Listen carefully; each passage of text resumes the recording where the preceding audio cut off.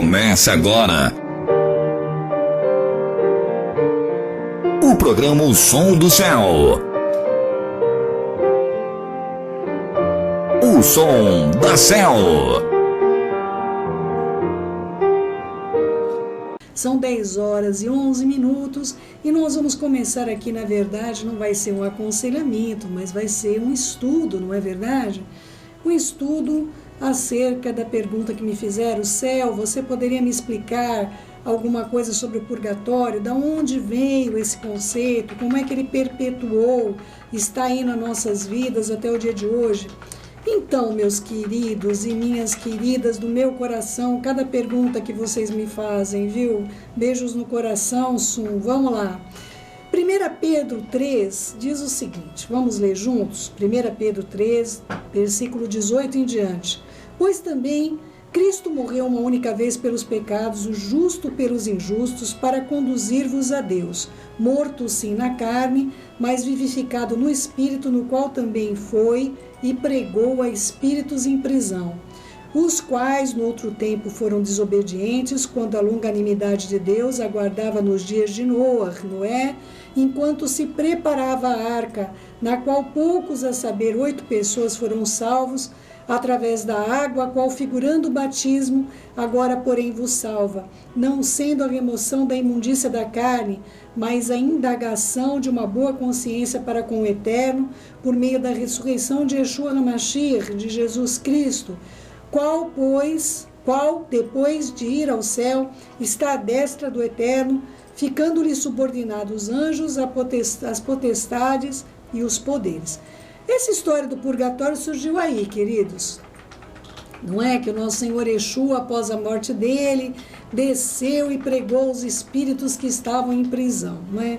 A palavra aqui na tradução, infelizmente, está equivocadíssima, porque a palavra não é pregou, mas sim proclamou.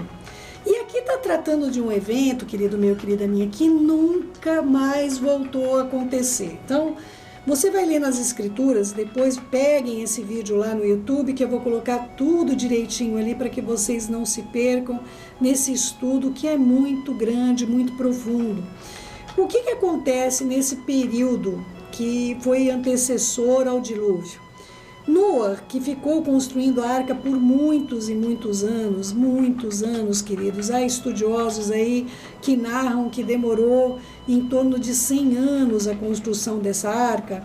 Durante esse período, Noé, ele era pregador da verdade. Vai ver que é por isso que demorou tanto tempo, que ele tinha que dividir entre fazer a arca e ficar pregando para o povo, não é?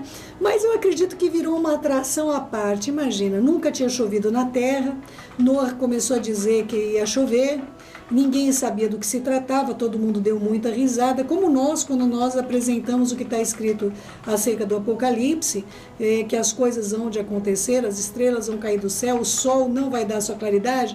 Isso nunca aconteceu na história. Então, quando eu estou pregando, eu tenho feito muitos estudos sobre o Apocalipse, muitos estudos sobre isso.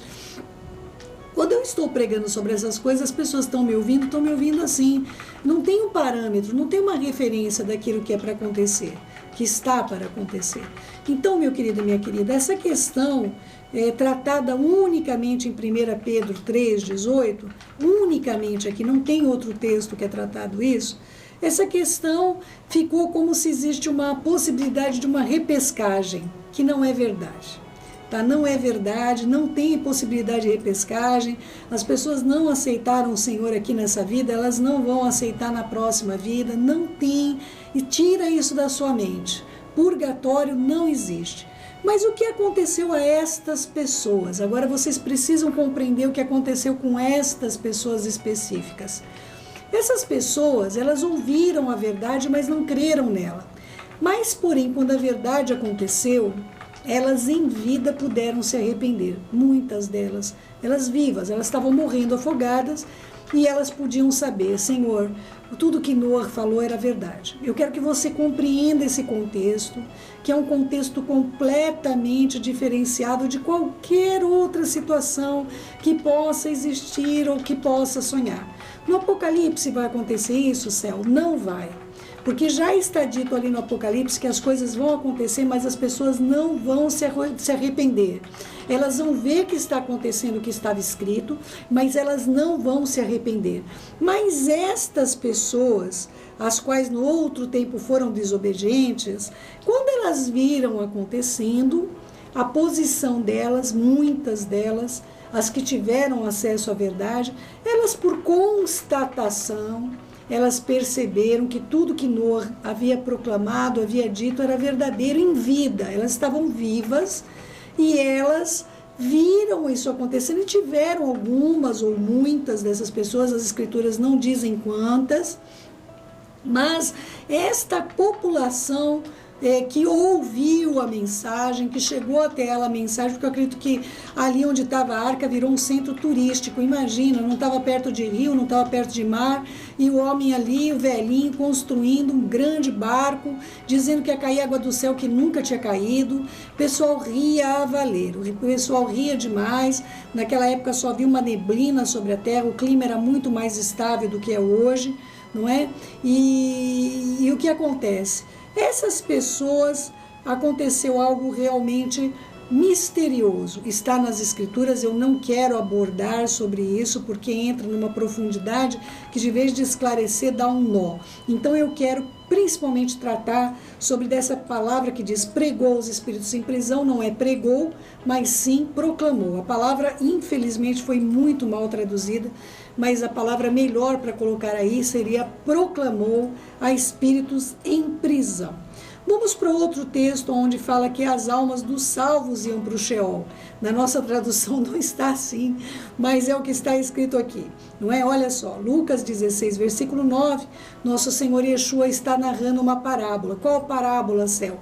A parábola do rico e Lázaro, que muitos teólogos e muitos estudiosos das escrituras não acreditam que seja uma parábola. Por quê?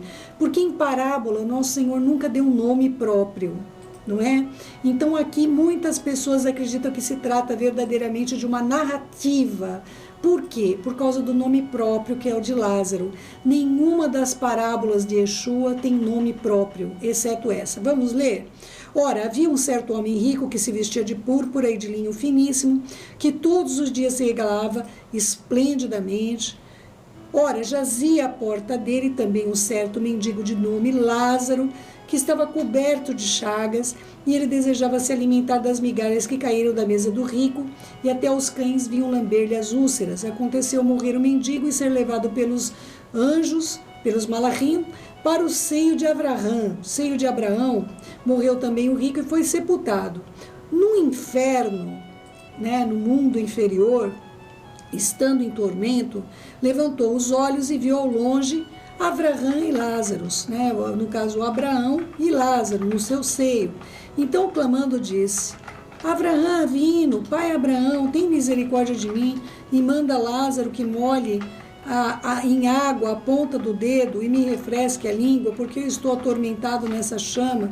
Disse, porém, Abraão: Filho, lembra-te que recebeste os teus bens na tua vida, e Lázaro igualmente os males. Agora, porém, tu está aqui e ele está consolado. Tu está em tormentos, e, além de tudo, está posto entre nós um grande abismo, de sorte que os que querem passar daqui para vós outros não podem, e os que estão aí também não podem passar para nós.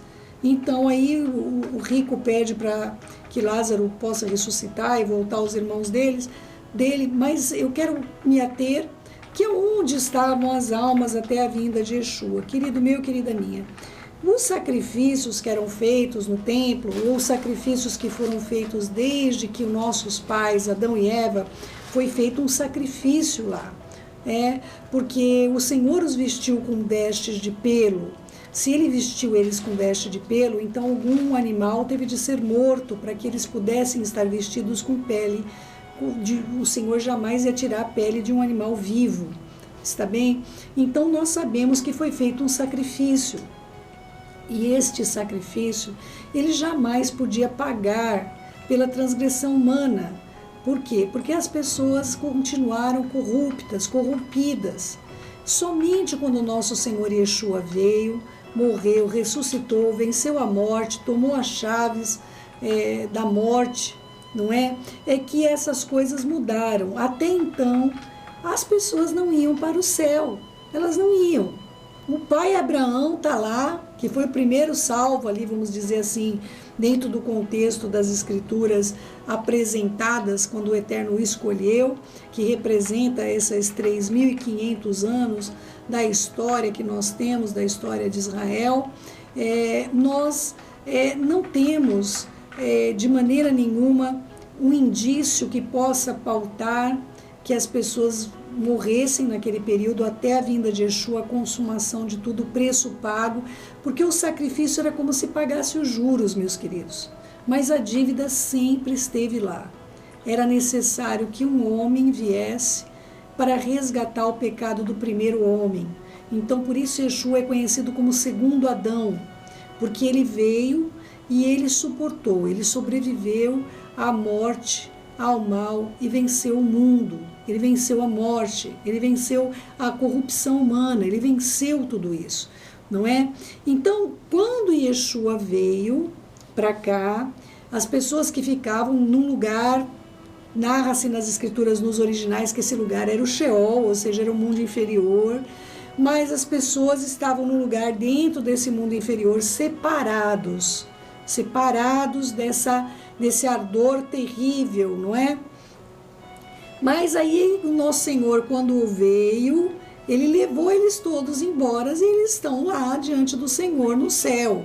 Qual dos céus? São 3 céus? Não sei qual dos céus.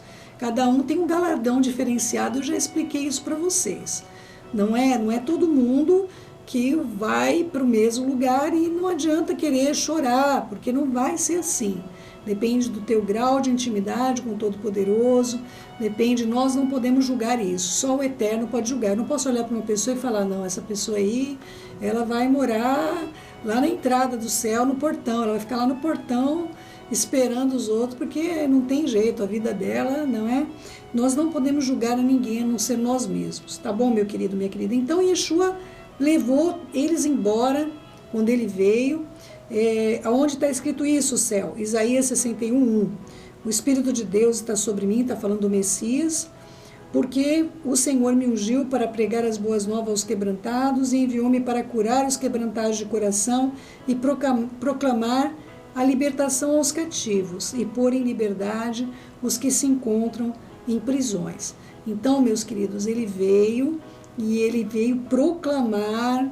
E isto, olha, vocês, as pessoas que eram salvas, não é? Elas eram salvas antes porque acreditavam que o Mashiach viria. Ninguém foi salvo sem o Mashiach antes dele, não é? Houve uma promessa lá no jardim, lembre-se que no jardim estava escrito que viria um descendente da mulher e esse descendente pisaria a cabeça da serpente. Todos que morreram acreditando nessa promessa, o nosso Senhor foi até lá e ele os tomou para si. Efésios 4, versículo 7. E a graça foi concedida a cada um de nós segundo a proporção do dom do nosso Senhor Yeshua. Essa graça que foi dada para nós e para os nossos ancestrais, no caso meu como judia, mas no caso das pessoas que vieram e proclamaram as Escrituras, não é? Olha só a continuação do versículo, Efésios 4, 8. Por isso diz, quando ele subiu às alturas, ele levou cativo o cativeiro e concedeu dons aos homens. Então os homens, eles ficavam aprisionados, mesmo aqueles que estavam, o pai Abraão, não é? O Lázaro, as pessoas que estavam lá, enfim, o Senhor veio e levou cativo esse cativeiro. Essas pessoas hoje, elas não se encontram confinadas a um espaço, aguardando a vinda do Mashiach. O Mashiach veio e o Mashiach levou cativo o cativeiro e concedeu dons aos homens. Ora, o que dizer subiu, senão aquele que havia descido até as regiões inferiores da terra? Querido meu, querida minha, essa palavra regiões inferiores é a mesma palavra que a gente usa para inferno. Não me pergunte por que traduziram um lado de um lado, outro lado do outro lado. Por isso que eu falo. A tradução deveria estar como está nos originais, porque assim não traria tanta confusão na mente das pessoas. Continuando, Efésios 4:9, vou ler de novo. O que dizer subiu, senão também que havia descido às regiões inferiores da terra? Aquele que desceu é o mesmo que subiu acima de todos os céus para encher todas as coisas. Ou seja, ele realmente não só encheu os céus, levando todo mundo para lá, mas ele também tem trazido a plenitude da presença dele nas nossas vidas por meio da Ruach. Querido meu, querida minha, ninguém mais vai para o Sheol, para esse lugar aí, aonde as pessoas dizem que é o purgatório, não é? Aonde as almas estavam ali presas, não podiam ir para a presença de Deus. Ninguém mais vai para esse lugar. Esse lugar lá está vazio, não é? Esse lugar não tem utilidade alguma. Porque hoje as pessoas ficam embaixo do trono do Senhor. Algumas mais próximo deles, outra um pouquinho mais afastado, porém na presença dele. Apocalipse 6:9 diz claramente que ninguém que morre fica dormindo, não é? Isso é uma maneira, é duro, viu, querido meu, querida minha? Eu queria que tivesse traduzido tudo, porque tem lugar que está escrito dormiu, adormeceu, e no outro lugar está escrito descansou, no outro lugar quer dizer, a palavra correta para ser usada é descansou. Por quê? Descansou das obras que a fatigaram na terra. Essa deveria ser a palavra usada para todo mundo. E não dormiu com seus pais. Tá bom? Então, a palavra que você lê lá como dormiu, muda essa palavra para descansou. Descansou do quê? Das obras terríveis que a gente vive aqui todo dia na terra. Não adianta a gente dizer, quem que gosta de ver assassinato, estupro, violência, injustiça, filho matando pai, pai matando filho. Quem que gosta de ver esse tipo de coisa? Então, quando a gente sai daqui, nós vamos descansar dessas obras abomináveis, tá bom? E olha só, lá o pessoal não só está acordado, meu querido e minha querida, como está até orando. Vamos ler? Apocalipse 6:9. Quando ele abriu o quinto selo, vi debaixo do altar, essas almas aqui, elas estão embaixo do altar. Por quê? Porque essas almas, elas foram mortas por causa da palavra do Eterno e por causa do testemunho de Yeshua que elas sustentavam. Essas pessoas estão logo embaixo do altar do Eterno, tá bom? E elas clamavam com grande voz, diz aqui que elas estavam gritando. Até quando, soberano Senhor, santo e verdadeiro, não julgas nem vinga nosso sangue dos que habitam sobre a terra? Ou seja, essas pessoas foram assassinadas num período bastante complexo de perseguição. Não narra aqui quais as perseguições, mas muitas delas podiam estar sendo oriundas da perseguição dessa grande tribulação que virá, e elas estão diante do Senhor, e o Senhor as ouve. Olha o que o Senhor faz, olha o que o Senhor faz. Então a cada um deles foi dada uma vestidura branca, e lhes disseram que repousassem mais um pouco. Outra tradução que deveria estar escrito descansassem, não é? Olha, por isso que as pessoas que pensam que vai ir para o céu, né, vai sofrer uma lobotomia, vai esquecer tudo o que aconteceu aqui, queridos, aqui está a prova viva de que lá as pessoas se lembram exatamente o que aconteceu. Nós vamos nos lembrar uns dos outros. Olha, o rico reconheceu Lázaro, reconheceu até Abraão Avino, que ele nunca tinha visto, e ele sabia que era o pai Abraão que estava ali. Então, meu querido, minha querida, é muito importante que você compreenda que a sua vida aqui na terra é muito preciosa. A tua atuação, os atos que você toma, eles vão ser lembrados por você, meu querido e minha querida, tá bom? Então essas pessoas, foi pedido que elas descansassem dessas obras que elas viveram na terra por mais um tempo, até que se completasse o número dos seus conservos e seus irmãos, que também iam ser mortos da mesma maneira que eles foram. Gente, é bem complicado ler um texto desse, não é? É bem complicado ler um texto desse, mas é o que está escrito, eu não posso mudar e não quero, está bem? Hebreus 11, versículo 13. Todos os antes do Messias, morreram na esperança de que o Messias viria, foram salvos, todos que receberam o testemunho do Mashiach e que espera. Israel continua, meu querido. Israel continua esperando, eles não acham que o Mashiach veio, eles não reconhecem Yeshua. Entende? Eles estão esperando um Mashiach poderoso, um líder mundial que vai entrar arrasando, né, poderosamente, com exércitos, com ação bélica, não é? Da mesma maneira que Judá, que Judas esperava. Judas o Iscariotes, tá bom, meu querido e minha querida? Então, olha só, vamos ler como é que essas pessoas morreram e foram salvas. Hebreus 11, 13. Todos estes morreram na fé, sem ter obtido as promessas. vendo-as, porém, de longe, e saudando-as. Olha só que coisa bonitinha, não é? Como é que nós podemos ter saudade do céu? A gente nunca foi para lá, não é? Como é que nós podemos ter saudade do céu? Eu sou um pouco suspeita, porque eu tive uma experiência na UTI que eu não vou narrar para vocês, mas eu sei o que eu vi.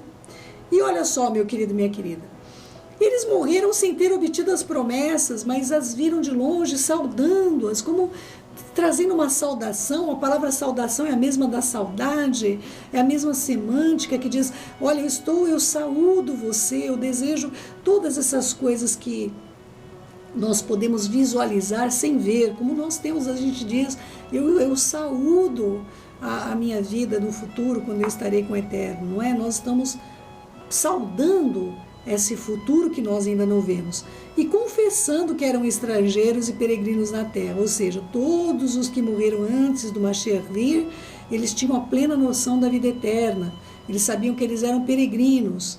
Versículo 14, porque os que falam deste modo manifestam estar procurando uma pátria. Se na verdade se lembrassem daquelas da onde saíram, eles então poderiam ter oportunidade de voltar.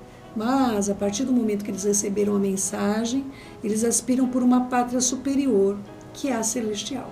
Então, todos os que morreram antes do Mashiach, todos, sem exceção, que foram salvos, morreram na esperança da promessa. A gente, inclusive, fez um aconselhamento aqui ontem, onde eu disse que Abraham viu o dia do Senhor e até os homens diziam, tu não tem nem 50 anos para Yeshua e você viu o pai Abraão, como que pode isso?